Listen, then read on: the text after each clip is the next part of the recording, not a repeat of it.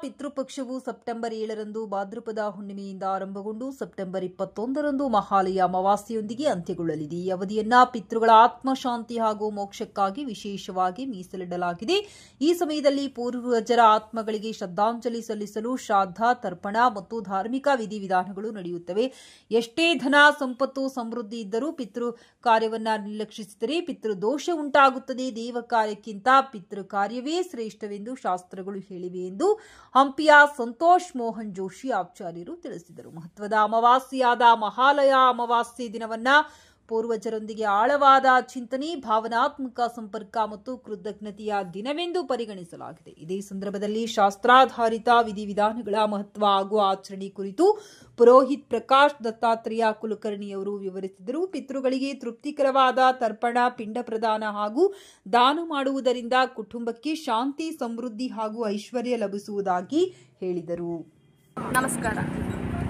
September 7ರಿಂದ ಪಿತೃಪಕ್ಷವು ಪ್ರಾರಂಭಗೊಂಡು September 21 Mahalaya ಅಮಾವಾಸ್ಯೆಗೆ ಈ ಪಿತೃಪಕ್ಷವು ಕೊನೆಗೊಳ್ಳುತ್ತೆ. ಈ 15 ದಿವಸದ ಅವಧಿಯಲ್ಲಿ ಪೂರ್ವಜರಿಗೆ ನಾವು ತರ್ಪಣವನ್ನು ನೀಡಲು ವಿಶೇಷವಾದ ಅವಧಿಗಳಾಗಿದ್ದಾವೆ.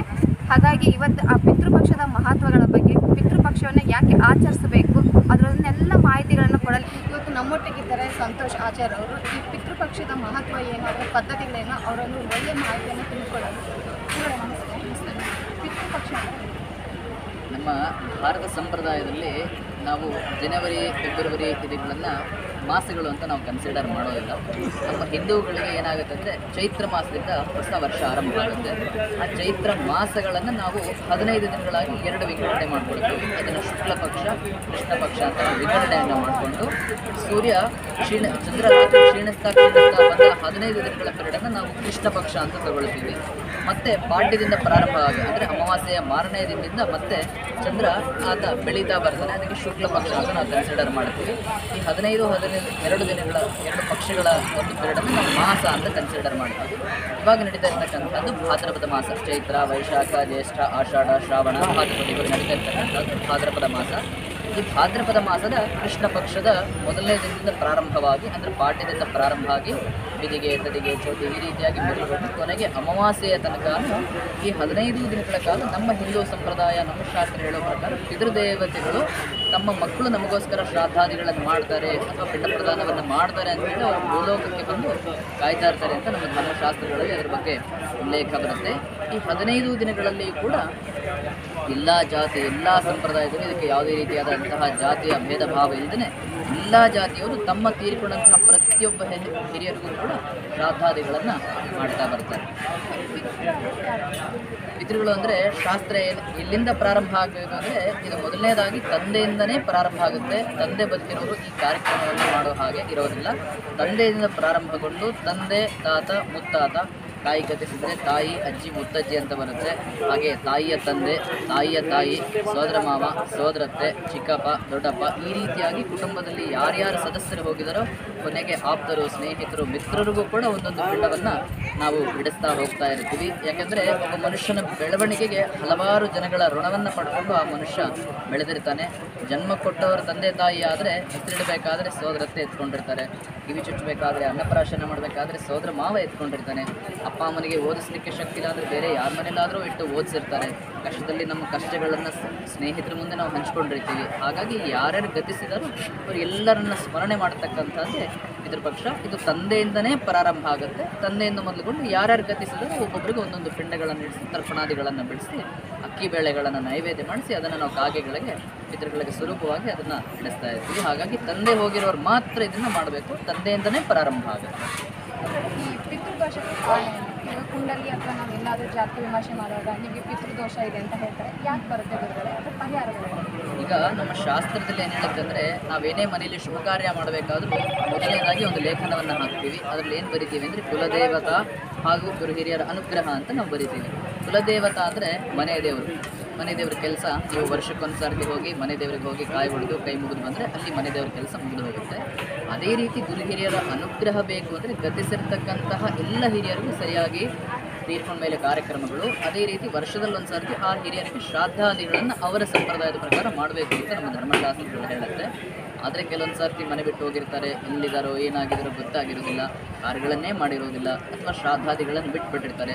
ಅದು ಏನಾಗುತ್ತೆ, ಕೆಲವು ವರ್ಷಗಳ ನಂತರ ಜಾತಕದಲ್ಲಿ ಪಿತೃದೋಷ ಆಗಿ ಕಾಡೋಕ್ಕೆ ಶುರು ಮಾಡುತ್ತೆ. ಅದಕ್ಕೆ ಪರಿಹಾರಾರ್ಥವಾಗಿ ಕ್ಷೇತ್ರಗಳಲ್ಲಿ ಮೋಕ್ಷ, ನಾರಾಯಣ ಬಲಿ, ತ್ರಿಪಿಂಡಿ ಶ್ರಾದ್ದ, ತೀರ್ಥತಿಥಿ ಈ ರೀತಿ ಕಾರ್ಯಕ್ರಮಗಳನ್ನು ಮಾಡ್ತಾ ಹೋಗಬೇಕಾಗುತ್ತೆ. ಹಾಗಾಗಿ ಸರ್ಕಾರದವರು ಕೂಡ ಇದನ್ನು ಮಾಡ್ತಾರೆ.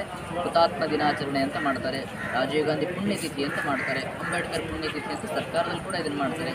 ಇದೇ ರೀತಿ ಸನ್ಯಾಸಿಗಳಿಗೆ ಆರಾಧನೆ ಅಂತ ಮಾಡ್ತಾರೆ. ಸನ್ಯಾಸಿಗಳಿಗೆ ಶ್ರಾದ್ದ ಅಂತ ಕರೆಯೋದಿಲ್ಲ, ಸನ್ಯಾಸಿಗಳಿಗೆ ಆರಾಧನೆ ಅಂತ ಕರೀತಾರೆ. ಹಾಗಾಗಿ ಮಾಮೂಲು ಜನಗಳಿಗೆಲ್ಲ ಶ್ರಾದ್ದ ತಿಥಿ ಇದನ್ನು ಈ 15 ದಿನಗಳ ಕಾಲ ವರ್ಷಕ್ಕೊಂದು ಸರ್ತಿ ಬಂದು ಮಾಡೋದ್ರಿಂದ ಯಾವುದೇ ರೀತಿ ಪಿತೃದೋಷಗಳು ಬರೋದಿಲ್ಲ. ಆ ಪಿತೃದೋಷ ಪರಿಹಾರವಾಗಿ ಇದನ್ನು ಮಾಡಬೇಕಾಗ್ತದೆ. ಈಗ ಕೆಲವೊಬ್ಬರು ನಾವು ಗಯಾಕ್ಕೆ ಹೋಗಿ ಬಂದೆ, ಗೋಕರ್ಣಕ್ಕೆ ಹೋಗಿ ಬಂದೆ, ಸಫಲೀಕರಣ ಮಾಡಿದೆ, ಆದರೂ ಕೂಡ ನಮಗೆ ದೋಷಗಳನ್ನು ಕಾಡ್ತಾ ಇದೆ ಅಂದರೆ ಯಾಕೆ ಇರುತ್ತೆ ಅಂದರೆ ಅದು ಅದರದ್ದೇ ಆದಂತಹ ಕೆಲವೊಂದು ನಿಯಮಗಳಿರುತ್ತೆ. ಆಮೇಲೆ ಮಾಡಿಸ್ತಕ್ಕಂಥ ಪುರೋಹಿತರು, ಆಮೇಲೆ ಮಾಡತಕ್ಕಂಥ ಕ್ಷೇತ್ರಗಳ ಮೇಲೆ ಇರುತ್ತೆ. ಉದಾಹರಣೆ, ನಮ್ಮ ತುಂಗಭದ್ರಾ ನದಿ, ಇದೇ ತುಂಗಭದ್ರಾ ನದಿ ನಮಗೆ ಕಂಪ್ಲಿ, ಗಂಗಾವತಿ, ರಾಯಚೂರು ಎಲ್ಲ ಕಡೆಗೂ ಇದೇ ನದಿನೇ ಹರಿದು ಹೋಗುತ್ತೆ. ಅಲ್ಲಿ ಯಾಕೆ ನಮಗೆ ಶ್ರಾದ್ದಾದಿಗಳನ್ನು ಮಾಡಿಸೋದಿಲ್ಲ, ಇಲ್ಲೇ ಯಾಕೆ ಮಾಡಿಸ್ತಾರೆ ಅಂದರೆ ಅದಕ್ಕೆ ಕ್ಷೇತ್ರ ಇರಬೇಕು. ನೀವು ಗೋಕರ್ಣದಲ್ಲಿ ಮಾಡಿದ್ರೆ ಅದರದ್ದು ಬೇಗ ಫಲ ಸಿಗುತ್ತೆ. ಅದೇ ರೀತಿ ಹಂಪಿಲಿ ಮಾಡಿದಾಗೂ ಅದರ ಫಲಗಳು ಸಿಗುತ್ತೆ. ಕೆಲವರು ಏನು ಮಾಡ್ತಾರೆ, ಎಲ್ಲೋ ಮಾಡಿಸಿದ್ವಿ, ಎಲ್ಲೋ ಹೋಗಿ ಮಾಡಿಸ್ಬಂದ್ವಿ, ಅಂತಹ ಕ್ಷೇತ್ರಗಳಿಗೆ ಹೋದಾಗ ತೀರ್ಕೊಂಡಂಥ ಹಿರಿಯರಿಗೆ ಶ್ರಾದ್ದಾದಿಗಳನ್ನು ಮಾತ್ರ ಮಾಡಬೇಕು ಅಂತ ಶಾಸ್ತ್ರ. ಅಲ್ಲಿ ನಾರಾಯಣ ಬಲಿ, ತ್ರಿಪಿಂಡಿ ಮಾಡೋದಕ್ಕಿಂತ ಗತಿಸಿ ಹೋದ ಎಲ್ಲ ಹಿರಿಯರಿಗೂ ಅಂತಹ ಪುಣ್ಯ ಕ್ಷೇತ್ರಗಳಿಗೆ ಜೀವನದಲ್ಲಿ ಹೋಗೋದೇ ಒಂದೇ ಇರುತ್ತೆ. ಹೋದಾಗ ಗತಿಸಿ ಹೋದಂತಹ ಎಲ್ಲ ಹಿರಿಯರಿಗೂ ಅಲ್ಲಿ ಪಿಂಡ ಪ್ರದಾನವನ್ನು ಮಾಡೋದ್ರಿಂದ ಪಿತೃಗಳಿಗೆ ಮುಕ್ತಿ ಆಗುತ್ತೆ. ಅವು ಪುಣ್ಯ ಮೋಕ್ಷ ಕೊಡ್ತಕ್ಕಂತಹ ಕ್ಷೇತ್ರಗಳು ಅಯೋಧ್ಯ, ಮಥುರಾ, ಕಾಶಿ, ಕಂಚಿ, ಅವಂತಿಕ ಅಂದರೆ ನಮ್ಮ ಉಜ್ಜಯಿನಿ, ಮಹಾಕಾಳೇಶ್ವರ ಇರತಕ್ಕಂಥದ್ದು, ಪುರಿ, ದ್ವಾರಕ, ಇವು 7 ಕ್ಷೇತ್ರಗಳು. ಈ ಕ್ಷೇತ್ರದಲ್ಲಿ ಶ್ರಾದ್ದಾದಿಗಳನ್ನು ಮಾಡಿದಾಗ ಪಿತೃಗಳಿಗೆ ಮೋಕ್ಷ ಅಂತ ಶ್ಲೋಕ. ಅಯೋಧ್ಯ, ಮಥುರಾ, ಮಾಯ, ಕಾಶಿ, ಕಾಂಚಿ, ಅವಂತಿಕ, ಪುರಿ, ದ್ವಾರಾವತಿ ಚೈವ ಸಪ್ತೈತ ಮೋಕ್ಷದಾಯಕ ಅಂತ ಹೇಳುತ್ತೆ. ಹಾಗಾಗಿ ಅಲ್ಲಿ ಹೋದಾಗ ಈ ನಾರಾಯಣ ಬಲಿ, ತ್ರಿಪಿಂಡಿ ಮಾಡೋದಕ್ಕಿಂತ ಹೆಚ್ಚಾಗಿ ಗತಿಸಿ ಹೋದ ಹಿರಿಯರಿಗೆ ಶ್ರಾದ್ದಗಳನ್ನು ಮಾಡೋದ್ರಿಂದ ಹೆಚ್ಚು ಮುಕ್ತಿ ಸಿಗುತ್ತೆ. ಈಗ ಕೆಲವೊಮ್ಮೆ ಏನಾಗುತ್ತೆ, ಈ ಪಿಂಡ ಪ್ರದಾನವನ್ನು ಹೆಣ್ಣು ಮಕ್ಕಳು ಮಾಡಬಾರ್ದು, ಗಂಡು ಮಕ್ಕಳೇ ಮಾಡಬೇಕು ಅಂತದಕ್ಕೆ ಯಾಕೆ ಬರಲ್ಲ? ಹೆಣ್ಣು ಮಕ್ಕಳು ಅಧಿಕಾರ ಇಲ್ಲ? ಶಾಸ್ತ್ರದಲ್ಲೆಲ್ಲೂ ಹೆಣ್ಮಕ್ಳು ಮಾಡಬಾರ್ದು ಅಂತೆಲ್ಲೂ ಶಾಸ್ತ್ರದಲ್ಲಿ ಅದರ ಬಗ್ಗೆ ಉಲ್ಲೇಖ ಇಲ್ಲ. ಆದರೆ ಅದರಲ್ಲಿ ಅವರು ಏನು ಹೇಳ್ತಾರೆ ಅಂದರೆ, ಹೆಣ್ಮಕ್ಳಿಗೆ ಅವರದೇ ಆದಂತಹ ಕೆಲವೊಂದು ದೈಹಿಕ ಸಮಸ್ಯೆಗಳಿರುತ್ತೆ. ಈ ಉದಾಹರಣೆ, ಸತ್ಯ ಹರಿಶ್ಚಂದ್ರನ ಮಗ ತೀರ್ಕೊಂಡಿರ್ತಾರೆ. ಅವಾಗ ಅವ್ರನ್ನ ದಹನ ಮಾಡಬೇಕಾದ್ರೆ ಯಾರೂ ಇರೋದಿಲ್ಲ. ಸ್ವತಃ ತಾಯಿನೇ ಸತ್ಯವತಿಯೇ ಮಗನನ್ನು ತಗೊಂಡು ಸ್ಮಶಾನಕ್ಕೆ ಹೋಗ್ತಾರೆ. ನಾನೊಂದು ಎಕ್ಸಾಂಪಲ್ ಕೊಡ್ತಾ ಇದ್ದೀನಿ. ಅಲ್ಲಿ ಏನಾಗುತ್ತೆ, ಹರಿಶ್ಚಂದ್ರ ಸ್ಮಶಾನದಲ್ಲಿ ಕಾಯ್ತಾ ಇರ್ತಾರೆ. ಅವ್ರಿಗೆ ಸ್ಮಶಾನದಲ್ಲಿ ನೀವು ದೇಹವನ್ನು ದಹನ ಮಾಡಬೇಕು ಅಂದರೆ ಅವ್ರಿಗೆ ಏನಾದರೂ ಟ್ಯಾಕ್ಸ್ ಕಟ್ಟಬೇಕಾಗಿರುತ್ತೆ. ಕಟ್ಟಿದ್ರೆ ಮಾತ್ರ ಅವರು ಅಲ್ಲಿ ಅನುಮತಿಯನ್ನು ಕೊಡ್ತಾ ಇರ್ತಾರೆ. ಅದೇ ರೀತಿ ಸತ್ಯಮತಿಯವರು ಹೋದಾಗ ಹರಿಶ್ಚಂದ್ರ ಕೇಳ್ತಾರೆ, ನೀವು ಇಲ್ಲಿ ನಿಮ್ಮ ಮಗನ ದೇಹವನ್ನು ಸುಡಬೇಕು ಅಂದರೆ ನನಗೇನಾದರೂ ಒಂದು ಕಾಣಿಕೆ ನೀವು ಕೊಡಲೇಬೇಕಾಗುತ್ತೆ. ಅವಾಗ ಅವರು ತುಂಬ ಬಡತನದಲ್ಲಿರ್ತಾರೆ. ನನ್ನ ಗಂಡ ಕಟ್ಟಿರ್ತಕ್ಕಂಥ ಈ ಮಂಗಳಸೂತ್ರ ಬಿಟ್ಟು ನನ್ನ ಹತ್ರ ಬೇರೆ ಏನೂ ಇಲ್ಲ ಅಂತ ಕೇಳ್ತಾರೆ.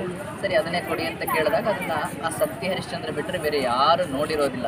ಅವಾಗ ಸತ್ಯ ಹರಿಶ್ಚಂದ್ರನಿಗೆ ನೋಡಿ, ಓ ಈಕೆ ನನ್ನ ಹೆಂಡತಿ, ತೀರ್ಕೊಂಡೋದು ನನ್ನ ಮಗ ಅಂತ ಗೊತ್ತಾಗುತ್ತೆ. ಶಾಸ್ತ್ರದಲ್ಲಿ ಏನು ಹೇಳುತ್ತೆ ಅಂದರೆ, ಹೆಣ್ಮಕ್ಳಿಗೆ ಮಂತ್ಲಿ ಪ್ರಾಬ್ಲಮ್ ಇರುತ್ತೆ, ದೈಹಿಕ ಸಮಸ್ಯೆಗಳಿರುತ್ತೆ. ಹಾಗಾಗಿ ಹೆಣ್ಮಕ್ಳು ಮಾಡಬಾರ್ದು ಅಂತ ಕೆಲವೊಂದು ಕಡೆಗೆ ನಿಷೇಧ ಮಾಡಿರ್ತಾರೆ. ಈ ಪಿತೃಪಕ್ಷ ಸಮಯದಲ್ಲಿ ಏನು ಮಾಡಬೇಕು, ಏನು ಮಾಡಬಾರ್ದು? ಸಾಮಾನ್ಯ ಈ ಪಿತೃಪಕ್ಷ ಹೆಸರಿಗೆ ಹೇಳದಂಗೆ, ಪಿತೃ ಅಂದರೆ ತೀರ್ಕೊಂಡಂಥ ಹಿರಿಯರಿಗೋಸ್ಕರನೇ ಈ 15 ದಿನಗಳು ಇರ್ತಕ್ಕಂಥದ್ದು. ಹಾಗಾಗಿ ಈ 15 ದಿನಗಳ ಕಾಲದಲ್ಲಿ ನೀವು ಯಾವತ್ತಾದರೂ ಪುಣ್ಯಕ್ಷೇತ್ರಗಳಿಗೆ, ನದಿ ತೀರಗಳಿಗೆ ಹೋಗಿ ಪಿತೃದೇವತೆಗಳಿಗೋಸ್ಕರ ಎಲ್ಲ ಹಿರಿಯರಿಗೂ ಪಿಂಡ ಪ್ರದಾನವನ್ನು ಮಾಡಿ ಬರಬಹುದು. ಈ 15 ದಿನಗಳ ಕಾಲ ನಿಮಗೆ ಯಾವುದೇ ರೀತಿ ಶುಭ ಕಾರ್ಯಗಳಿಗೆ ಮುಹೂರ್ತಗಳಿರೋದಿಲ್ಲ. ಯಾಕಂದರೆ ಅದಕ್ಕೆ ನೀವು ಯಾವಾಗಾದರೂ 350 ದಿನಗಳಲ್ಲೂ ನಿಮಗೆ ಮುಹೂರ್ತಗಳು ಸಿಗುತ್ತೆ. ಅದೇ ರೀತಿ ಪಿತೃಗಳಿಗೆ ಕಾರ್ಯಕ್ರಮಗಳನ್ನು ಮಾಡಲಿಕ್ಕೆ ಈ 15 ದಿನ ಮಾತ್ರ ತುಂಬ ಪ್ರಶಸ್ತ ಇರೋದರಿಂದ ಈ 15 ದಿನಗಳಲ್ಲಿ ಮಾತ್ರವೇ ಈ ಕಾರ್ಯಕ್ರಮವನ್ನು ಮಾಡಬೇಕಾಗಿ ಹೇಳುತ್ತೆ ಶಾಸ್ತ್ರ. 15 ದಿನದಲ್ಲಿ ನಿಜವಾಗ್ಲೂ ಈ ಪಿತೃಗಳು ಭೂಮಿಗೆ ಬರ್ತಾರಾ? ಈಗ ನಿಮಗೆ ನಾನು ಉದಾಹರಣೆ ಕೊಡ್ತೀನಿ ನಿಮ್ಮ ಪ್ರಶ್ನೆಗೆ. ನಾನು ತಿರುಪತಿಗೆ ಒಂದು 100 ರೂಪಾಯಿ ಮನಿ ಆರ್ಡರು ಅಥವಾ ಎಮೋ ಕಳಿಸ್ತೀನಿ. ಸಾಮಾನ್ಯವಾಗಿ ನಾವೇನು ಅಂದ್ಕೊಳ್ತೀವಿ, ನಾವು ಕಳಿಸಿರ್ತಕ್ಕಂಥ 100 ರೂಪಾಯಿನೇ ಅಲ್ಲಿ ತಲುಪಿದೆ ಅಂತ ನಾವು ಅಂದ್ಕೊಳ್ತೀವಿ. ಬಟ್ ಅದು ಹಾಗಾಗೋದಿಲ್ಲ. ಅಲ್ಲಿ ಏನಾಗುತ್ತೆ ಅಂದರೆ, ನಾವು ಕಳಿಸಿರ್ತಕ್ಕಂತಹ ಮನಿ ಆರ್ಡರ್ ಫಾರ್ಮ್ ಮಾತ್ರ ತಿರುಪತಿಗೆ ಹೋಗಿ ತಲುಪುತ್ತೆ. ಅಲ್ಲಿ ಹೋದಾಗ ಅಲ್ಲಿ ಪೋಸ್ಟ್ ಮಾಸ್ಟರು ಅವ್ರ ಹತ್ರ ಇರ್ತಕ್ಕಂಥ 100 ರೂಪಾಯಿಯನ್ನು ನಮ್ಮ ಹೆಸರು ಹೇಳಿ ಅಲ್ಲಿ ತಲುಪಿಸ್ತಾ ಇರ್ತಾರೆ. ಹಾಗಾಗಿ ನಮ್ಮ ಶಾಸ್ತ್ರ ಏನಿರುತ್ತೆ ಅಂದರೆ, ಇಲ್ಲಿ ಪಿತೃದೇವತೆಗಳಿಗೆ ಶ್ರಾದ್ದಾದಿಗಳನ್ನು ಮಾಡಿದಾಗ ಅವರು ಇಲ್ಲಿ ಬಂದು ಕಾಯ್ತಾ ಇರ್ತಾರೆ. ಹಾಗಾಗಿ ಗಣಪತಿ ಹಬ್ಬದ ಪ್ರಾರಂಭದಲ್ಲಿ ಪಟಾಕಿ ಹೊಡೆದು ಗಣಪತಿಯನ್ನು ನಾವು ಅಂದರೆ ಆವಾಗ ಪಿತೃದೇವತೆಗಳು ಭೂಮಿಗೆ ಬರ್ತಾರೆ. ಮತ್ತು ಈ ಪಿತೃಪಕ್ಷ ಮುಗಿದಿಂದ ಅವರು ದೀಪಾವಳಿ ಅಮಾವಾಸ್ಯೆ ತನಕ ಕಾಯ್ತಾ ಇರ್ತಾರೆ ಅಂತ ಗರುಡ ಪುರಾಣದಲ್ಲಿ ಇದ್ರ ಬಗ್ಗೆ ಉಲ್ಲೇಖ ಬರುತ್ತೆ. ಹಾಗಾಗಿ ಮತ್ತೆ ನಾವು ದೀಪಾವಳಿ ದಿನ ಪಟಾಕಿ ಹಾರಿಸ್ಬಿಟ್ಟು ಮತ್ತೆ ಅವ್ರನ್ನ ಬೀಳ್ಕೊಡುಗೆ ಮಾಡಿ ಮತ್ತೆ ಅವ್ರನ್ನ ಕಳಿಸ್ತಾ ಇರ್ತೀವಿ. ಹಾಗಾಗಿ ಇದು ಹೆಂಗಿರುತ್ತೆ ಅಂದರೆ, ಪ್ರತ್ಯಕ್ಷವಾಗಿ ಕಾಣದೇ ಇದ್ರೂ ಕೂಡ ಪರೋಕ್ಷವಾಗಿ ಅವರು ಬಂದೇ ಇರ್ತಾರೆ. ಹಾಗಾಗಿ ನಮ್ಮ ಶಾಸ್ತ್ರದಲ್ಲಿ ಏನು ಹೇಳುತ್ತೆ ಅಂದರೆ ಮನೇಲಿ ಏನಾದರೂ ಒಂದು ಶುಭ ಕಾರ್ಯವನ್ನು ಮಾಡಬೇಕಾದ್ರೆ ಮನೆ ಮುಂದೆ ಹಂದ್ರಗಂಬ ಹಾಕಿ ಹಂದ್ರಗಂಬ ಪೂಜೆ ಮಾಡಿ ಮನೆಯಲ್ಲಿ ನಾಂದಿ ಸ್ಥಾಪನೆ ಅಥವಾ ದೊಡ್ಡವ್ರ ಕಾರ್ಯ ಮಾಡಿದ್ವಿ ಅಂತ ಹೇಳ್ತಾ ಇರ್ತಾರೆ. ಅದರ ಉದ್ದೇಶ ಏನಂತಂದರೆ ತೀರ್ಕೊಂಡಂಥ ಹಿರಿಯರು ಆ ಹಂದ್ರಗಂಬದ ಮೇಲೆ ಕೂತ್ಕೊಂಡು ಆ ಬಂದು ಹೋಗ್ತಕ್ಕಂಥ ಎಲ್ಲರಿಗೂ ಆಶೀರ್ವಾದವನ್ನು ಮಾಡಿ ಅವರು ಹರಿಸ್ತಾ ಇರ್ತಾರೆ ಅಂತ ಹೇಳುತ್ತೆ ಶಾಸ್ತ್ರದಲ್ಲಿ. ಹಾಗಾಗಿ ನೀವು ಎಲ್ಲ ಜಾತಿ ಸಂಪ್ರದಾಯದಲ್ಲೂ ಕೂಡ ಅವರವ್ರ ಪದ್ಧತಿಗಳ ಪ್ರಕಾರ ಹಿರಿಯರ ಕಾರ್ಯಕ್ರಮವನ್ನು ಮಾಡೋದು ಎಲ್ಲ ಜಾತಿಯಲ್ಲೂ ಇದ್ದೇ ಇದೆ. ಅವರು ಪ್ರತ್ಯಕ್ಷವಾಗಿ ಅಲ್ಲದಿದ್ದರೂ ಕೂಡ ಈಗ ಎಷ್ಟೋ ಜನ ಉದಾಹರಣೆ ಮಂತ್ರಾಲಯಕ್ಕೆ ಹೋಗ್ತಾರೆ. ಮಂತ್ರಾಲಯದಲ್ಲಿ ಏನಿದೆ, ರಾಘವೇಂದ್ರ ಸ್ವಾಮಿಗಳ ಆತ್ಮ. ಶಿರಡಿಗೆ ಎಷ್ಟೋ ಜನ ಹೋಗ್ತಾರೆ, ಅದು ರಾಘವೇಂದ್ರ ಸ್ವಾಮಿಗಳ ಆತ್ಮ. ಆ ಎಲ್ಲದಕ್ಕಿಂತ ಹೆಚ್ಚು ಶಕ್ತಿಶಾಲಿ ತಂದೆ ತಾಯಿಗಳ ಆತ್ಮಗಳಿಗಿರುತ್ತೆ. ಹಾಗಾಗಿ ಅವ್ರು ಪ್ರತ್ಯಕ್ಷವಾಗಿ ಅಲ್ಲದಿದ್ದರೂ ಕೂಡ ಪರೋಕ್ಷವಾಗಿ ತಮ್ಮನ್ನು ಯಾವಾಗಲೂ ಆಶೀರ್ವಾದ ಮಾಡ್ತಾನೆ ಇರ್ತಾರೆ. ಈ ಶ್ರಾದ್ದ ಕಾರ್ಯಕ್ರಮದಲ್ಲಿ ನೀವು ದರ್ಬೆ ಮತ್ತು ಕರಿಎಳ್ಳನ್ನೇ ಬಳಸ್ತೀರಾ. ಕರಿಎಳ್ಳನ್ನೇ ಬಳಸೋದ್ರಿಂದ ಹಿಂದೆ ಏನು ಗರುಡ ಪುರಾಣದಲ್ಲಿ ಇದ್ರ ಬಗ್ಗೆ ಏನು ಉಲ್ಲೇಖ ಬರುತ್ತೆ ಅಂದರೆ, ವಿಷ್ಣು ಏನು ಹೇಳ್ತಾನೆ ಅಂದರೆ, ದರ್ಭೆ ಅನ್ನೋದು ನನ್ನ ರೋಮ, ಅಂದರೆ ನನ್ನ ಕೂದಲಿನಿಂದ ನಾನು ಅದನ್ನು ಸೃಷ್ಟಿ ಮಾಡಿದ್ದೀನಿ ಅಂತ ವಿಷ್ಣು ಹೇಳ್ತಾನೆ. ಅದನ್ನು ಪಿತೃಕಾರ್ಯ ಎಲ್ಲ ಕಾರ್ಯಕ್ರಮಗಳು ದರ್ಭೆ ಬೇಕೇ ಬೇಕು. ಶುಭ ಕಾರ್ಯಗಳನ್ನು ಮಾಡ್ತೀನಿ ಅಂದ್ರೂ ದರ್ಭೆಯನ್ನು ಬಳಸ್ತಾರೆ. ಪವಿತ್ರ ವೈ ದರ್ಭ ಅಂತ ಮಂತ್ರದಲ್ಲಿ ಬರುತ್ತೆ. ದರ್ಭೆ ಅನ್ನೋದು ಅತ್ಯಂತ ಹೆಚ್ಚು ಪವಿತ್ರವಾದಂತಹ ವಸ್ತು. ಹಾಗಾಗಿ ಗ್ರಹಣ ಕಾಲದಲ್ಲಿ ಮನೇಲಿ ಉಪ್ಪಿನಕಾಯೋ ಮೊಸರು ಹಾಲು ಅದ್ರ ಮೇಲೆಲ್ಲ ದರ್ಭೆ ಇಡ್ತಾರೆ. ಅದು ಮತ್ತೆ ಮೈಲಿಗೆ ಆಗೋದಿಲ್ಲ, ಶುದ್ಧಿ ಆಗುತ್ತೆ ಅನ್ನೋ ಅದರ ಕಾರಣದಿಂದ ಇರುತ್ತೆ. ಆಮೇಲೆ ಎಳ್ಳು ಬಂದು ಇದೇ ಗರುಡ ಪುರಾಣದಲ್ಲಿ ವಿಷ್ಣು ಏನು ಹೇಳ್ತಾನೆ ಅಂದರೆ, ಎಳ್ಳು ಅನ್ನೋದು ನನ್ನ ಬೆವರಿನಿಂದ ಆಗಿದ್ದು ಅಂತ ವಿಷ್ಣು ಅದ್ರ ಬಗ್ಗೆ ಉಲ್ಲೇಖ ಕೊಡ್ತಾನೆ. ಹಾಗಾಗಿ ಎಳ್ಳುಗಳಲ್ಲಿ 3 ವಿಧ ಇದೆ, ಬಹುಶಃ ಗೊತ್ತಿರುತ್ತೆ. ಕರಿ ಎಳ್ಳು ಬರುತ್ತೆ, ಬಿಳಿ ಎಳ್ಳಿರುತ್ತೆ, ಕೆಂಪೆಳ್ಳು ಬರುತ್ತೆ. ಹಾಗಾಗಿ ಶ್ರಾದ್ದಗಳಿಗೆ ನಾವು ಸಾಮಾನ್ಯವಾಗಿ ಕೆಂಪೆಳ್ಳನ್ನು ಬಳಸ್ತೀವಿ. ಏನಾದರೂ ದೋಷಗಳಿದ್ದರೆ ದಾನ ಕೊಡಿ ಅಂದಾಗ ಕರಿ ಎಳ್ಳನ್ನೇ ದಾನ ಕೊಡೋದು ಹೆಚ್ಚು ಶ್ರೇಷ್ಠ. ತುಂಬ ಕಪ್ಪಗಿರುತ್ತೆ, ನೀವು ಗಮನಿಸಿರ್ಬೋದು. ಬಿಳಿ ಎಳ್ಳು ಸಾಮಾನ್ಯವಾಗಿ ಮನೆಯಲ್ಲಿ ಅಡುಗೆಗೆ ಎಲ್ಲದಕ್ಕೂ ಆ ಎಳ್ಳುಗಳನ್ನು ಬಳಸ್ತಾ ಇರ್ತಾರೆ. ಹಾಗಾಗಿ ಪಿತೃಗಳಿಗೆ ಮುಕ್ತಿ ಕೊಡ್ತಕ್ಕಂಥದ್ದೇ ಎಳ್ಳು. ಹಾಗಾಗಿ ಪಿತೃ ಕಾರ್ಯಗಳಿಗೆ ಎಳ್ಳನ್ನು ಹೆಚ್ಚು ಬಳಸ್ತಾರೆ. ಶ್ರಾದ್ದ ಎಲ್ಲ ಮಾಡಿದ ನಂತರ ಕಾಗೆಗಳು ಬಂದು ಆಹಾರವನ್ನು ಸ್ವೀಕರಿಸುತ್ತೆ ಅಂತ ಹೇಳ್ತಾರೆ. ಈ ಕಾಗೆಗಳು ಬಂದು ಸ್ವೀಕರಿಸುವಂತಹ ಹಿನ್ನೆಲೆ ಏನು? ಸಾಂಕೇತಿಕ ಕಾಗೆಯನ್ನೇ ಯಾಕೆ ಇದಕ್ಕೆ ಒಂದು ಪುರಾಣದಲ್ಲಿ ಒಂದು ಕಥೆ ಬರುತ್ತೆ. ಒಂದು ಸರ್ತಿ ರಾವಣ ಅವನು ಎಲ್ಲ ದಿಕ್ಕಿಗೂ ಅಧಿಪತಿಯಾಗಿರ್ತಾನೆ. ದಶಕಂಠ ರಾವಣ ಅವನೊಂದು ಸರ್ತಿ ಇಂದ್ರಲೋಕಕ್ಕೆ ಅಂದರೆ ದೇವಲೋಕಕ್ಕೆ ಅವನು ಬರ್ತಾನೆ, ಅಂದರೆ ಎಂಟ್ರಿ ಆಗ್ತಾರೆ. ಅಲ್ಲಿ ಬಂದಾಗ ಒಂದು ಸಭೆ ನಡೀತಾ ಇರುತ್ತೆ. ಅವ್ನು ಬರ್ತಾ ಇರತಕ್ಕಂಥದ್ದು ದೂತರ ಮೂಲಕ ದೇವತೆಗಳಿಗೆ ಅದು ಮಾಹಿತಿ ಸಿಗುತ್ತೆ. ಅವನೇನು ಮಾಡಿರ್ತಾನೆ ಅಂದರೆ ಅಷ್ಟದಿಕ್ಪಾಲಕರನ್ನ ನವಗ್ರಹಗಳನ್ನು ತನ್ನ ಮೆಟ್ಲಾಗಿ ಮಾಡ್ಕೊಂಡಿರ್ತಾನೆ. ಅಷ್ಟೊಂದು ಪರಾಕ್ರಮ, ಅಷ್ಟೊಂದು ಶಕ್ತಿ ಇರುತ್ತೆ. ಮತ್ತೆ ಇವ್ರು ಬಂದರು ಅಂದರೆ ನಮ್ಮನ್ನು ಮತ್ತೆ ಏನಾದರೂ ಇವ್ರ ಕೆಲಸಕ್ಕೆ ಉಪಯೋಗಿಸ್ಕೊಂಡ್ಬಿಡ್ತಾರೆ ಅಂತೇಳಿ ಅವ್ರು ಬರ್ತಾ ಇರ್ತಕ್ಕಂಥ ಮಾಹಿತಿ ಸಿಕ್ಕು ಒಂದೊಂದು ದೇವತೆಗಳು ಒಂದೊಂದು ಪ್ರಾಣಿಗಳಲ್ಲಿ ಹೋಗ್ಬಿಡ್ತಾರೆ. ಬ್ರಹ್ಮ ಹಂಸದಲ್ಲಿ ಹೋಗ್ತಾನೆ, ದೇವತೆಗಳು ಒಂದೊಂದು ಬರ್ತಾರೆ. ಅದೇ ರೀತಿ ಯಮ ಏನು ಮಾಡ್ತಾನೆ ಅಂದರೆ ಕಾಗೆಲ್ಲಿ ಹೋಗ್ಬಿಡ್ತಾನೆ. ಕಾಗೆ ರೂಪದಲ್ಲಿ ಅವ್ರು ಹೋಗ್ಬಿಡ್ತಾರೆ. ಬರ್ತಾನೆ, ನೋಡ್ತಾರೆ, ಎಲ್ಲೂ ಯಾವ ದೇವತೆಗಳು ಕಾಣೋದಿಲ್ಲ. ಮತ್ತು ಅವರು ವಾಪಸ್ ಹೋಗ್ತಾರೆ. ಅವಾಗ ಅವರು ಅವರ ಆಶ್ರಯವನ್ನು ಪಡ್ಕೊಂಡು ಹೊರಗಡೆಗೆ ಬಂದಿದ್ದು ಒಬ್ಬೊಬ್ರಿಗೆ ಒಂದೊಂದು ವರವನ್ನು ಕೊಡ್ತಾನೆ. ಅದಕ್ಕೆ ಹಂಸ ಪಕ್ಷಿಗೆ ಏನು ವರ ಕೊಡ್ತಾರೆ ಅಂದರೆ, ಹಾಲು ನೀರು ನೀವು ಒಟ್ಟಿಗೆ ಇಟ್ಟಾಗ ಆ ಹಂಸ ಪಕ್ಷಿ ಅದನ್ನು ಟಚ್ ಮಾಡಿತು ಅಂದರೆ ಹಾಲು ಬೇರೆ ನೀರು ಬೇರೆ ಆಗುತ್ತೆ. ಅದಕ್ಕೆ ಇಂದ್ರನಿಗೆ ಸಹಸ್ರಾಕ್ಷ, ಅವನು ಇಂದ್ರ ನವಿಲಿನಲ್ಲಿ ಹೋಗಿರ್ತಾನೆ. ಅವನು ನವಿಲಿಗೆ ಏನು ವರ ಕೊಡ್ತಾನೆ, ನೀನು ಸಹಸ್ರಾಕ್ಷ ಆಗೋದ್ರೆ ನೀನು 1000 ಕಣ್ಣುಳ್ಳವನಾಗುವಂತ ವರ ಕೊಡ್ತಾನೆ. ಅದೇ ರೀತಿ ಯಮ ಕಾಗೆಗೆ ಏನು ವರ ಕೊಡ್ತಾನೆ, ನಾನು ಇನ್ಮೇಲೆ ಪಿತೃದೇವತೆಗಳ ರೂಪದಲ್ಲಿ ಕಾಗೆ ರೂಪದಲ್ಲಿ ಕಾರ್ಯಕ್ರಮಗಳನ್ನು ಮಾಡಿ ಪಿಂಡಗಳನ್ನು ಇಟ್ಟಾಗ ನಾನು ಬಂದು ಸ್ವೀಕರಿಸಿದ್ರೆ ಅದು ಪಿತೃದೇವತೆಗಳಿಗೆ ತಲುಪುತ್ತೆ ಅಂತ ಹೇಳಿ ಆ ಯಮ ಅಲ್ಲಿ ವರ ಕೊಡ್ತಾನೆ. ಹಾಗಾಗಿ ಕಾಗೆ ಬಂದು ಸ್ಪರ್ಶ ಮಾಡೋದ್ರಿಂದ ಪಿತೃದೇವತೆಗಳಿಗೆ ಅದು ತಲುಪಿದೆ ಅನ್ನೋದು ನಮ್ಮ ಪುರಾಣಗಳಲ್ಲಿ ಬರ್ತಕ್ಕಂತಹ ಉಲ್ಲೇಖ.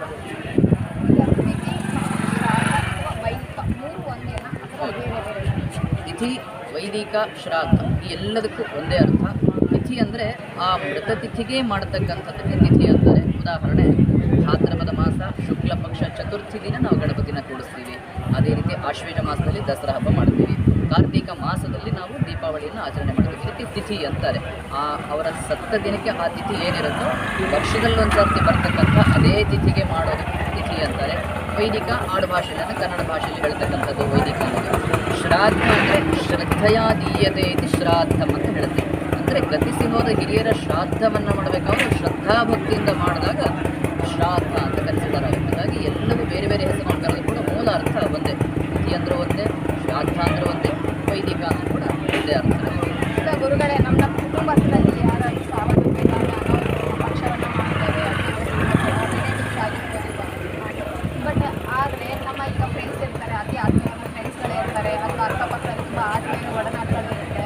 ಅವ್ರು ತೀರ್ಕೊಂಡು ಕೂಡ ಅವ್ರಿಂದ ನಾವು ಶ್ರಾದ್ದವನ್ನು ಮಾಡ್ಬೋದಾ? ಯಾಕಂದರೆ ಅವರು ಸತ್ತ ನಂತರ ಕನಸಲ್ಲಿ ಬರ್ತಾ ಇರ್ತಾರೆ, ತುಂಬ ಆತ್ಮೀಯ ಸ್ನೇಹಿತರು ಇರ್ತಾರೆ. ಸೊ ಅವ್ರಿಗೆ ಮಾಡ್ಬೋದಾ? ಅದಕ್ಕೆ ನಿಯಮ ಈಗ ಪಿತೃಪಕ್ಷದ ಮೂಲ ಉದ್ದೇಶಕ್ಕೆ ಬರೋಣ. ಪಿತೃಪಕ್ಷದ ಮೂಲ ಉದ್ದೇಶನೇ ಅದು.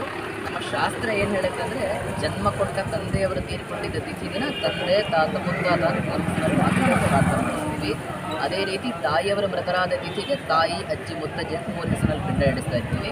ಆದರೆ ಈ 15 ದಿನಗಳ ಕಾಲಾವಕಾಶದಲ್ಲಿ ನಾನು ಅವಾಗಲೇ ಹೇಳಿದಂಗೆ ತಂದೆಯಿಂದ ಮೊದಲುಗೊಂಡು ಪ್ರತಿಯೊಬ್ಬರಿಗೂ ಕೂಡ ನಾವಿದರಲ್ಲಿ ಪಿಂಡ ಪ್ರದಾನವನ್ನು ಮಾಡಿಸ್ತೀವಿ. ಹೆಣ್ಕೊಟ್ಟು ಅತ್ತೆ ಹೋಗಿರಬಹುದು, ಮಾವ ಹೋಗಿರಬಹುದು, ಎಷ್ಟೋ ಜನಕ್ಕೆ ಹೆಂಡತಿ ಸತ್ತಿರ್ತಾಳೆ, ಎಷ್ಟೋ ಜನ ಮಕ್ಕಳನ್ನು ಕಳ್ಕೊಂಡಿರ್ತಾರೆ, ಎಷ್ಟೋ ಜನಕ್ಕೆ ಅಜ್ಜಿ ತಾತ ಹೋಗಿರ್ತಾರೆ, ಸೋದರ ಮಾವ ಹೋಗಿರ್ತಾರೆ, ಸೋದರತ್ತೆ ಹೋಗಿರ್ತಾರೆ, ಆಪ್ತರು, ಸ್ನೇಹಿತರು, ಮಿತ್ರರು ಎಲ್ಲರನ್ನ ಸ್ಮರಣೆ ಮಾಡ್ಕೊಂಡು ಮಾಡ್ತಕ್ಕಂಥದ್ದೇ ಈ ಪಿತೃಪಕ್ಷದ ಉದ್ದೇಶ. ಅದರಲ್ಲಿ ತಂದೆಯಿಂದ ಮೊದಲುಗೊಂಡು ಆಪ್ತರು, ಸ್ನೇಹಿತರು, ಮಿತ್ರರು ತನಕ ಸುಮಾರು ಒಂದು 35ರಿಂದ 40 ಪಿಂಡಗಳ ತನಕ ನಾವು ಒಬ್ಬರಿಗೊಂದು ಪಿಂಡಗಳನ್ನು ಇಡಿಸ್ತಾ ಹೋಗ್ತಿದ್ದಲ್ಲಿ ಎಲ್ಲರೂ ಬರ್ತಾರೆ. ಹಾಗಾಗಿ ಇದನ್ನು ಮಾಡತಕ್ಕಂತಹ ಉದ್ದೇಶ. ಎಲ್ಲರಿಗೂ ನಾವು ಪಿಂಡ ಪ್ರದಾನವನ್ನು ಮಾಡಿಸೇ ಮಾಡ್ತೀವಿ. ಏಕೆಂದರೆ ನಾನು ಅವಾಗಲೇ ಹೇಳಿದೆ, ಎಷ್ಟೋ ವಿಷಯಗಳನ್ನು ನಾವು ಅಪ್ಪ ಮುಂದೆ ಹಂಚ್ಕೊಳ್ಳದೇ ಇರೋ ವಿಷಯಗಳನ್ನು ಸ್ನೇಹಿತರ ಮುಂದೆ ಹಂಚ್ಕೊಂಡಿರ್ತೀವಿ. ಅವ್ರು ಹೋಗಿರ್ತಾರೆ, ಅವ್ರು ಸ್ಮರಣೆ ಮಾಡ್ಕೊಂಡು ಅವ್ರ ಹೆಸರಿಗೆ ಪಿಂಡ ಇಡೋದು. ಸೋದರ ಮಾವ ಕಿವಿ ಚುಚ್ಚಿರ್ತಾರೆ, ಅವರು ಋಣ, ಅವ್ರನ್ನ ನೆನೆಸ್ಕೊಂಡು ಅವ್ರಿಗೊಂದು ಪಿಂಡ ಇಡೋದು. ಅಪ್ಪ ಅಮ್ಮನಿಗೆ ಮಾಡಬೇಕಾಗಿದ್ದು ಮಕ್ಕಳ ಆದ್ಯ ಕರ್ತವ್ಯ, ಮಾಡಲೇಬೇಕು. ಇವರೆಲ್ಲರನ್ನೂ ವರ್ಷದಲ್ಲೊಂದು ಸರ್ತಿ ನಾವು ಸ್ಮರಣೆ ಮಾಡ್ಕೊಳ್ಳೋದು ಈ ಪಿತೃಪಕ್ಷದ ಉದ್ದೇಶ. ಹಾಗಾಗಿ ಇದನ್ನು ಎಲ್ಲರಿಗೂ ಪಿಂಡ ಪ್ರದಾನ ಬರ್ತದೆ. ಈ 15 ದಿವಸದಲ್ಲಿ ಕೆಲವೊಮ್ಮೆ ಅಪಘಾತಗಳು ಜಾಸ್ತಿ ಆಗ್ತಾ ಇರುತ್ತೆ, ಅಥವಾ ನಮಗೆ ಸತ್ತಕ್ಕಂಥ ಆತ್ಮೀಯರಾಗಿರ್ಬೋದು, ಬಂಧುಗಳಾಗಿರ್ಬೋದು, ಅಥವಾ ಕುಟುಂಬದವರು ಪದೇ ಕನಸಲ್ಲಿ ಬರ್ತಾ ಇರ್ತಾರೆ. ನಾವು ವೈದಿಕ ಅಥವಾ ತಿಥಿ ಭಕ್ಷ್ಯವನ್ನು ಮಾಡಿದರೂ ಕೂಡ ಅವರು ಪದೇ ನಮ್ಮ ಕನಸಿನಲ್ಲಿ ಬರ್ತಾರೆ ಇರ್ತಾರೆ. ಇದು ಏನು? ಕನಸಿನಲ್ಲಿ ತೀರ್ಕೊಂಡವ್ರು ಬಂದರೆ ಯಾವತ್ತೂ ಕೆಟ್ಟದು ಅಂತ ಎಲ್ಲೂ ಶಾಸ್ತ್ರದಲ್ಲಿ ಹೇಳಿಲ್ಲ. ಆದರೆ ಅದರದ್ದೇ ಆದಂತಹ ಕೆಲವೊಂದು ನಿಯಮಗಳಿದೆ. ತೀರ್ಕೊಂಡವರು ಕನಸಿನಲ್ಲಿ ಬಂದು ಅಳೋದಾಗಲಿ, ಅಥವಾ ನಮಗೆ ಹಸಿವೆ ಆಗ್ತಾ ಇದೆ, ನಮಗೆ ಊಟ ಬೇಕು, ನೀರು ಬೇಕು ಅಂತ ನಿಮಗೇನಾದರೂ ಕನಸು ಬಿದ್ದರೆ ಮಾತ್ರ ನೀವು ಮಾಡಿರ್ತಕ್ಕಂಥ ಕಾರ್ಯಕ್ರಮಗಳು ಅವರಿಗೆ ಸರಿಯಾಗಿ ತಲುಪಿಲ್ಲ, ಅಥವಾ ಅವ್ರು ಬೇರೆ ಏನೋ ಬಯಸ್ತಾ ಇದ್ದಾರೆ ಅಂತ ಅರ್ಥ ಇರುತ್ತೆ. ಹಾಗಾಗಿ ತೀರ್ಕೊಂಡಂಥವ್ರ ಕನಸಿನಲ್ಲಿ ಬಂದರೆ ಯಾವತ್ತೂ ಕೆಟ್ಟದಲ್ಲ, ಯಾವತ್ತೂ ನಿಮಗೆ ಯಾವುದೇ ರೀತಿಯಾದಂಥ ತೊಂದರೆ ಆಗೋದಿಲ್ಲ. ಯಾರನ್ನು ನಾವು ರಾತ್ರಿ ಎಲ್ಲ ಸ್ಮರಣೆ ಮಾಡಿಕೊಂಡು ಅಥವಾ ಇಡೀ ಬೆಳಗ್ಗೆಯಿಂದ ರಾತ್ರಿವರೆಗೂ ಅವ್ರನ್ನ ನೆನೆಸ್ಕೊಂಡು ಮಲಗಿರ್ತೀವಿ, ಅವ್ರ ಕನಸಿನಲ್ಲಿ ಬಂದೇ ಬರ್ತಾರೆ. ಹಾಗಾಗಿ ಕನಸಿನಲ್ಲಿ ಯಾರೇ ತೀರ್ಕೊಂಡವ್ರಿಗೂ ಯಾವುದೇ ರೀತಿಯಾದಂಥ ತೊಂದರೆ ಆಗೋದಿಲ್ಲ, ಎಲ್ಲ ಒಳ್ಳೆಯದೇ ಆಗುತ್ತೆ. ಆದರೆ ನಾನು ಹೇಳಿದಂಗೆ ಅಳೋ ರೀತಿಯಾಗಲಿ, ಹಸಿವೆ ಆಗ್ತಾ ಇದೆ ಅಂತ ಆಗಲಿ, ಅಥವಾ ನಮಗೆ ನೀರಡಿಕೆ ಆಗ್ತಾ ಇದೆ, ಬಾಯಾರಿಕೆ ಆಗ್ತಾಯಿದೆ ಅಂತ ಆ ರೀತಿ ಕೇಳಬಾರ್ದು ಅಂತ ಅದ್ರ ಬಗ್ಗೆ ಉಲ್ಲೇಖ ಬರುತ್ತೆ. ಹಾಗಾಗಿ ಕನಸಿನಲ್ಲಿ ತೀರ್ಕೊಂಡವ್ರು ಬಂದರೆ ಒಳ್ಳೆಯದು. ಮನೆಯಲ್ಲಿ ಸತ್ತವರ ಫೋಟೋ ಹಾಕಬೇಕು, ಅಥವಾ ತೀರ್ಕೊಂಡವರ ಹಾಕಬಾರ್ದು ಅಂತಾರೆ. ಹಾಕಬಹುದು ಅಥವಾ ಹಾಕಬಾರ್ದು, ಯಾವ ದಿಕ್ಕಲ್ಲಿ ಹಾಕಬೇಕು? ಫಸ್ಟ್ ಆಫ್ ಆಲು ನಮ್ಮ ಶಾಸ್ತ್ರ ಏನು ಹೇಳುತ್ತೆ ಅಂದರೆ, ಫೋಟೋದ ಅವಶ್ಯಕತೆ ಅಥವಾ ಫೋಟೋದಲ್ಲಿರ್ತಕ್ಕಂಥ ಬಾಡಿ ಸ್ಟ್ರಕ್ಚರ್ ಇರೋದಿಲ್ಲ. ಉದಾಹರಣೆ, ಒಬ್ಬ ಮನುಷ್ಯ 10 ವರ್ಷಕ್ಕೆ ಒಂದು ರೀತಿ ಇರ್ತಾನೆ, 20 ವರ್ಷಕ್ಕೆ ಒಂದು ರೀತಿ ಬದಲಾಗ್ತಾನೆ, 30 ವರ್ಷಕ್ಕೆ ಒಂದು ರೀತಿ ಬದಲಾಗ್ತಾನೆ. ಅದನ್ನು ಯಾಕೆ ಅಂದರೆ ನಮ್ಮ ಪೂರ್ವಜರು ಈ ರೀತಿ ಇದ್ದರು ಅಂತ ಗೊತ್ತಾಗೋದಕ್ಕೋಸ್ಕರ ಫೋಟೋವನ್ನು ಬಳಸ್ತೀವಿ ಹೊರತು, ಬಟ್ ಅವ್ರು ಯಾವಾಗಲೂ ಈಗೇನು ನಾವು ಈ 15 ದಿನಗಳ ಕಾಲ ಪಿಂಡ ಪ್ರದಾನವನ್ನು ಮಾಡಿಸ್ತೀವಿ, ಆ ಗತಿಸಿರ್ತಕ್ಕಂಥ ಹಿರಿಯರು ಈ ಪಿಂಡ ರೂಪದಲ್ಲೇ ಬಂದಿರ್ತಾರೆ ಅಂತ ಹೇಳುತ್ತೆ. ಹಾಗಾಗಿ ಫೋಟೋ ಅವಶ್ಯಕತೆ ಇಲ್ಲ.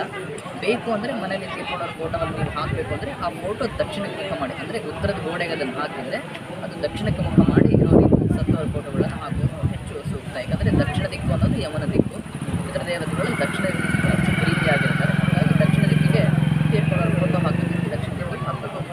ಈಗ ನಾವೆಲ್ಲ ಶ್ರಾದ್ದ ತಿಥಿಗಳನ್ನ ಮಾಡಿದ್ರು ಕೂಡ ಸತ್ತವರು ಕೆಲವೊಮ್ಮೆ ನಾವು ಮೊದಲನೆಯಾಗಿ ಜ್ಯೋತಿಷ್ಯರಲ್ಲಿ ಹೋಗಿ ವಿಮರ್ಶೆ ಮಾಡಿದಾಗ ಪ್ರೇತ ಬಾಧೆ ಇದೆ ಅಂತ. ಪ್ರೇತ ಬಾಧೆ ನಿಜವಾಗ್ಲೂ ಆಗುತ್ತೆ? ಏನಿದೆ ಪ್ರೇತ ಬಾಧೆ ಅಂದರೆ? ಪ್ರೇತ ಬಾಧೆ ಅಂದರೆ ಏನಾಗುತ್ತೆ ಅಂದರೆ, ನಮ್ಮ ಧರ್ಮಶಾಸ್ತ್ರಗಳು ಏನು ಹೇಳುತ್ತೆ ಅಂದರೆ, ಯಾರಾದರೂ ಒಬ್ಬ ವ್ಯಕ್ತಿ ಮನೆಯಿಂದ ಮಿಸ್ ಆಗಿದ್ದಾರೆ ಅಂದರೆ, ಅಥವಾ ಅನ್ಯಾಚುರಲ್ ಡೆತ್ ಆಗಿದ್ದರೆ ಅವ್ರಿಗೆ ಮೋಕ್ಷ ನಾರಾಯಣ ಬಲಿ ಅಂತ ಪೂಜೆ ಬರುತ್ತೆ. ಅದನ್ನು ಕಂಪಲ್ಸರಿ ಮಾಡಲೇಬೇಕಾಗುತ್ತೆ. ಅದನ್ನು ಮಾಡದೇ ಇದ್ದಾಗ ಆತ್ಮಕ್ಕೆ ಮೋಕ್ಷ ಆಗೋದಿಲ್ಲ, ಆ ಆತ್ಮ ನಮ್ಮ ಮುಂದೆ ಹೋಗೋದಿಲ್ಲ. ಅದಕ್ಕೆ ಉದಾಹರಣೆ ಒಂದು ಕೊಡ್ತೀನಿ. ನಾವೊಂದು ಊರಿಂದ ಇನ್ನೊಂದು ಊರಿಗೆ ಬಸ್ಸಲ್ಲಿ ಹೋಗ್ತಾ ಇರ್ತೀವಿ. ನಾವು ಹೋಗ್ತಕ್ಕಂಥ ಬಸ್ಸು ನಮಗೆ ಕೆಟ್ಟು ನಿಂತ್ಕೊಂಡಿದೆ ಅಂದರೆ ನಮ್ಮ ಪ್ರಯಾಣ ಅಲ್ಲಿಗೆ ಚಾಲು ಆಗುತ್ತೆ. ಒಂದು ನಾವು ಹೋಗೋ ಬಸ್ಸು ರಿಪೇರಿ ಆಗಬೇಕು, ಅಥವಾ ಮತ್ತೆ ಬೇರೆ ಯಾವುದಾದ್ರೂ ವಾಹನ ಬಂದು ನಮ್ಮನ್ನು ಕರ್ಕೊಂಡು ಹೋಗಬೇಕು. ಇದು ಯಾವುದೂ ಆಗಿಲ್ಲ ಅಂದರೆ ನಾವು ಅಲ್ಲೇ ಉಳ್ಕೋಬೇಕಾಗುತ್ತೆ. ಹಾಗಾಗಿ ಸಾಮಾನ್ಯವಾಗಿ ತೀರ್ಕೊಂಡಾಗ ಅವರ ಜಾತಿ, ಅವರ ಸಂಪ್ರದಾಯದ ಪ್ರಕಾರ ಕಾರ್ಯಗಳನ್ನು ಮಾಡಿದ್ರೆ ಸಾಕಾಗುತ್ತೆ. ಆದರೆ ಅನ್ಯಾಚುರಲ್ ಡೆತ್, ಅಸ್ವಾಭಾವಿಕ ಮರಣಗಳು, ಅಥವಾ ಕನ್ಯಾ ಮರಣ, ಅಥವಾ ಬ್ರಹ್ಮಚಾರಿ ಮರಣ, ಅಥವಾ ದುರ್ಮರಣಗಳಾದಾಗ ಕಂಪಲ್ಸರಿ ಮೋಕ್ಷ ನಾರಾಯಣ ಬಲಿ ಪೂಜೆ ಅಂತ ಬರುತ್ತೆ. ಅದನ್ನು ಮಾಡಲೇಬೇಕು. ಅದನ್ನು ಮಾಡದೇ ಇದ್ದಾಗ ಅದು ಮುಂದಿನ ಬರ್ತಕ್ಕಂತಹ ಜನ್ರೇಷನ್ಗಳಲ್ಲಿ, ಅಂದರೆ ಮಕ್ಕಳಲ್ಲೋ, ಮೊಮ್ಮಕ್ಕಳಲ್ಲೋ, ಮರಿಮಕ್ಕಳಲ್ಲೋ ಅದರ ಜಾತಕದಲ್ಲಿ ದೋಷವಾಗಿ ಕಾಡಕ್ಕೆ ಶುರುವಾಗುತ್ತೆ. ಯಾಕೆ ಆ ರೀತಿ ಬರುತ್ತೆ ಅಂದರೆ, ನಾವು ಶ್ರಾದ್ದಾದಿಗಳನ್ನು ಮಾಡಿಸ್ಬೇಕಾದ್ರೆ ಮಂತ್ರದಲ್ಲಿ ಒಂದು ಲೈನ್ ಬರುತ್ತೆ, ಆತ್ಮೋ ವೈ ಪುತ್ರನಾಮಾಸಿ ಅಂತ ಬರುತ್ತೆ. ಅಂದರೆ ಗತಿಸಿ ಹೋಗಿರತಕ್ಕಂಥ ಆತ್ಮಗಳೇ ಮತ್ತೆ ಮಕ್ಕಳಾಗಿ, ಮೊಮ್ಮಕ್ಕಳಾಗಿ, ಮರಿಮಕ್ಕಳಾಗಿ ಮನೇಲಿ ಹುಟ್ಟಿ ಬರ್ತಾರೆ ಅಂತ ಹೇಳೋದ್ರಿಂದ ಅವ್ರಿಗೆ ಯಾರಿಗಾದ್ರೂ ಸರಿಯಾಗಿ ಕಾರ್ಯಗಳು ಆಗದೇ ಇದ್ದರೆ ಅವರು ಫಸ್ಟ್ ಆಫ್ ಆಲ್ ಮಕ್ಕಳಾಗೋದು ಬಿಡೋದಿಲ್ಲ. ಅಥವಾ ಮಕ್ಕಳಾಗಿದ್ದರೂ ಕೂಡ ಅವ್ರಿಗೆ ಬೇರೆ ಏನೋ ತೊಂದರೆ ಇರುತ್ತೆ, ಮದುವೆ ಆಗೋದಿಲ್ಲ, ಉದ್ಯೋಗದಲ್ಲಿ ಯಾವುದೋ ರೀತಿ ಒಂದು ರೀತಿ ತೊಂದರೆ ಆಗೋಕ್ಕೆ ಶುರುವಾಗುತ್ತೆ. ಅದಕ್ಕೆ ಪಿತೃದೋಷ ಅಂತ ತೋರಿಸುತ್ತೆ. ಹಾಗಾಗಿ ಅನ್ಯಾಚುರಲ್ ಡೆತ್ಗೆ ನಾರಾಯಣ ಬಲಿನೇ ಮಾಡಬೇಕಾಗುತ್ತೆ. ಪಿತೃದೋಷಕ್ಕೆ ಪರಿಹಾರ ಒಟ್ಟಾರೆಯಾಗಿ ಸಾರ್ವಜನಿಕರು ವೀಕ್ಷಕರಿಗೆ ಪಿತೃಪಕ್ಷದ ಬಗ್ಗೆ ಏನು ಹೇಳೋಕ್ಕೆ ಇಷ್ಟಪಡ್ತೀನಿ? ಪಿತೃಪಕ್ಷ ಅಂದರೆ ನಾನು ಅವಾಗಲೇ ಹೇಳಿದ್ದೆ, ಈ 15 ದಿನಗಳ ಕಾಲ ಪಿತೃದೇವತೆಗಳಿಗೆ ಕಾರ್ಯಕ್ರಮವನ್ನು ಮಾಡಿಸ್ಲಿಕ್ಕಂತಲೇ ಈ 15 ದಿನಗಳ ಕಾಲ ಅವಕಾಶ ಇರುತ್ತೆ. ಇದು ಪಾಡ್ಯದಿಂದ ಪ್ರಾರಂಭಗೊಂಡು ಅಮಾವಾಸ್ಯೆ ತನಕನೂ ಇರುತ್ತೆ. ಈ 15 ದಿನಗಳ ಕಾಲಾವಕಾಶದಲ್ಲಿ ಕೂಡ ಒಬ್ಬರಿಗೊಂದೊಂದು ದಿನ ಮಾಡಬೇಕು ಅಂತಿರುತ್ತೆ. ಉದಾಹರಣೆ, ನಮಗೆ ಮೊದಲನೇದಾಗಿ ಸಿಗ್ತಕ್ಕಂತಹದ್ದು ನವಮಿ, ಅದಕ್ಕೆ ಅವಿಧವಾ ನವಮಿ ಅಂತಾರೆ. ಅಂದರೆ ಅವತ್ತಿನ ದಿನ ಯಾರಿಗೆ ಮಾಡಬೇಕು ಅಂದರೆ ತಂದೆ ಬದುಕಿದ್ದು ತಾಯಿ ತೀರ್ಕೊಂಡಿದ್ರೆ ಆ ತಾಯಿಗೆ ಮುತ್ತೈದೆ ಅಂತ ಕನ್ಸಿಡರ್. ಇದು ಶಿವಕ್ಷೇತ್ರ, ಇದು ಈಶ್ವರ, ಇದು ಪಾಣಿಪೀಠ. ಇದು 1 ಇದು 1 4 2 5 1425ರಲ್ಲಿ ಅಪರ ಪ್ರಯೋಗಗಳ ಮಂಟಪ ಅಂದರೆ 14ನೇ ಶತಮಾನದಲ್ಲಿ 1425ರಲ್ಲಿ ಈ ಶ್ರಾದ್ದ ಪಕ್ಷಾದಿಗಳನ್ನೇ ಕಟ್ಟಿಸೋದಕ್ಕೆ ಅಂತ ಮಾಡಿರ್ತಕ್ಕಂಥ ಮಂಟಪಗಳು. ಇಲ್ಲಿ ಹಳೆಗನ್ನಡ ಲಿಪಿಯಲ್ಲಿ ಶಾಸನ ಇದೆ, ಅಲ್ಲಿ ಕೆಳಗಡೆ ಸಂಸ್ಕೃತ ಭಾಷೆಯಲ್ಲಿ ಶಾಸನ ಇದೆ. ಇದು ಬಹಳ ಮಹತ್ವವಾಗಿರ್ತಕ್ಕಂಥ ಕಾರ್ಯಕ್ರಮ. ಧರ್ಮಶಾಸ್ತ್ರ ಪ್ರಕಾರ ಪೂರ್ವ ಪ್ರಯೋಗಗಳು ಅಂದರೆ ತಾಯಿಯ ಗರ್ಭದಿಂದ ಮಗು ಜನನವಾದ ತಕ್ಷಣ ಮರಣ ಪರ್ಯಂತರವಾಗಿ ವೇದ ಮಂತ್ರಗಳ ಬಂಧನೆಯೇ ಪೂರ್ವ ಪ್ರಯೋಗ. ನಾಮಕರಣ, ಜಾವಳ, ಉಪನಯನ, ವಿವಾಹ ಈ ಎಲ್ಲ ಕಾರ್ಯಗಳಿಗೂ ನಾವು ಪೂರ್ವ ಪ್ರಯೋಗ ಅಂತ ಹೇಳ್ತೀವಿ. ಮರಣದ ನಂತರ ಮಾಡತಕ್ಕಂಥ ಕಾರ್ಯಕ್ರಮಕ್ಕೆ ಅಪರ ಪ್ರಯೋಗ. ಇದು ಅಪರ ಪ್ರಯೋಗಗಳ ಮಂಟಪ.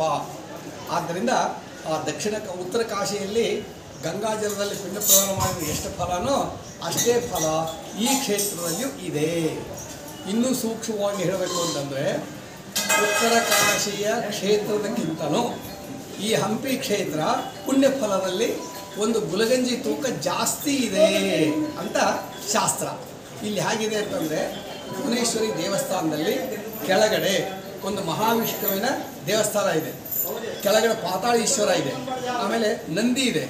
ಆ ಮಹಾವಿಷ್ಣು ಶಂಖ ಚಕ್ರ ಗಧವನ್ನು 3 ಕೈಯಲ್ಲಿ ಹಿಡ್ಕೊಂಡ್ರೆ ಇನ್ನೊಂದು ಕೈಯಲ್ಲಿ ತ್ರಾಸು ಹಿಡ್ಕೊಂಡಿದ್ದಾನೆ, ಅಂದರೆ ತಕ್ಕಡಿ ಹಿಡ್ಕೊಂಡಿದ್ದಾನೆ. ಅಂದರೆ ಆ ಉತ್ತರ ಕಾಶಿ ಕ್ಷೇತ್ರಕ್ಕೂ ಹಂಪಿ ಕ್ಷೇತ್ರಕ್ಕೂ ಎಷ್ಟು ವ್ಯತ್ಯಾಸ ಇದೆ, ಪುಣ್ಯದ ಫಲ ಯಾವುದು ಜಾಸ್ತಿ ಅಂತಂದಾಗ ಮಹಾವಿಷ್ಣುವಿನ ಕೈಯಲ್ಲಿರ್ತಕ್ಕಂಥ ತಕ್ಕಡಿಯಲ್ಲಿ ಒಂದು ಗುಲಗಂಜಿ ತೂಕ ಈ ಹಂಪಿ ಕ್ಷೇತ್ರನೇ ಹೆಚ್ಚಿಂದು ಅಂತ ಶಾಸ್ತ್ರ. ಅದಕ್ಕೆ ಆ ಉತ್ತರ ಕಾಶಿಯಷ್ಟೇ ಫಲ ಈ ಕ್ಷೇತ್ರಕ್ಕಿದೆ. ಇದು ಶಾಸನ, 14ನೇ ಶತಮಾನದಲ್ಲಿ ಕಟ್ಟಿರ್ತಕ್ಕಂಥ ಶಾಸನ. ಇಲ್ಲಿ ನೀವು ಸಹಜವಾದ ಒಂದು ಪ್ರಶ್ನೆ ಕೇಳಬೇಕು, ಸ್ವಾಮಿ ಆ ಕ್ಷೇತ್ರಕ್ಕೂ ಈ ಕ್ಷೇತ್ರಕ್ಕೂ ಒಂದು ಗುಲಗಂಜಿ ತೂಕ ಹಂಪಿ ಜಾಸ್ತಿ ಅಂತ ಹೇಳಿದ್ರಿ, ನಮಗದನ್ನು ಪ್ರೂವ್ ಮಾಡಬೇಕಲ್ಲ ನೀವು, ಬರೀ ನೀವು ಹೇಳಿದ ತಕ್ಷಣ ನಾವು ಒಪ್ಪೋದು ಹೇಗೆ ಅಂದಾಗ, ಉತ್ತರ ಕಾಶಿಯ ಗಂಗಾ ನದಿ ಕ್ಷೇತ್ರದಲ್ಲಿರ್ತಕ್ಕಂಥ ವಿಶ್ವನಾಥ ಈಶ್ವರ ಪ್ರತಿಷ್ಠಾಪನೆ ಮಾಡಿರ್ತಕ್ಕಂಥ ಜ್ಯೋತಿರ್ಲಿಂಗಗಳಲ್ಲಿ ಬರ್ತದೆ. ಅದನ್ನು ನಾವು ಧರ್ಮಶಾಸ್ತ್ರ ಪ್ರಕಾರ ಜ್ಯೋತಿರ್ಲಿಂಗಗಳು ಅಂತ ಹೇಳ್ತೀವಿ. ಈ 12 ಜ್ಯೋತಿರ್ಲಿಂಗಗಳು ದೇವತೆಗಳಿಂದ ಪ್ರತಿಷ್ಠಿಸಲ್ಪಟ್ಟಿರ್ತಕ್ಕಂಥದ್ದು. ಆದರೆ ಇಲ್ಲಿ ಹಂಪಿಯಲ್ಲಿ ಹಂಗಲ್ಲ. ಹಂಪಿಯಲ್ಲಿ ಸ್ವಯಂಭೂ, ಭೂಮಿಯಿಂದ ತನ್ನಿಂದ ತಾನೇ ಹುಟ್ಟಿರ್ತಕ್ಕಂಥ ಈಶ್ವರ. ಆದ್ದರಿಂದ ಒಂದು ಗುಲಗಂಜಿ ತೂಕ ಹಂಪಿ ಕ್ಷೇತ್ರ ಪುಣ್ಯ ಫಲದಲ್ಲಿ ಜಾಸ್ತಿ ಅನ್ನೋದನ್ನು ನೀವು ಪ್ರತ್ಯಕ್ಷವಾಗಿ ಆ ಗುಲಗಂಜಿ ಮಾಧವನ ದರ್ಶನ ಮಾಡಿಕೊಂಡು ಮಹಾವಿಷ್ಣುವಿನ ಕೈಲಿರ್ತಕ್ಕಂಥ ತಕ್ಕಡಿಯನ್ನು ಕೂಡ ನೀವು ನೋಡಬಹುದು. ಹೀಗಾಗಿ ಈ ಉತ್ತರ ಕಾಶಿಗೂ ಮತ್ತು ದಕ್ಷಿಣ ಕಾಶಿಗೂ ವಿಶೇಷವಾಗಿರ್ತಕ್ಕಂಥ ಫಲವೇ ಈ ರೀತಿಯಾಗಿದೆ. ಇದು ಅಪರ ಪ್ರಯೋಗಗಳ ಮಂಟಪ. ಪಿತೃದೇವತೆಗಳಿಗೋಸ್ಕರ ಶ್ರಾದ್ದ ಪಕ್ಷಾದಿಗಳು ಮಾಡೋದ್ರಿಂದ ಅವರಿಗೆ ಸದ್ಗತಿ ಮತ್ತು ಮಾಡತಕ್ಕಂಥ ಕರ್ತೃಗಳು ಭಕ್ತಿ ಶ್ರದ್ಧೆಯಿಂದ ಮಾಡಿದಾಗ ಇವರ ವಂಶವೂ ಕೂಡ ಅದರಿಂದ ಅಭಿವೃದ್ಧಿ ಆಗ್ತದೆ ಅನ್ನೋ ಕಾರಣದಿಂದ ಇಷ್ಟೆಲ್ಲ ಜನ ಬಂದು ಇಲ್ಲಿ ಕಾರ್ಯಕ್ರಮ ಮಾಡ್ತಾರೆ.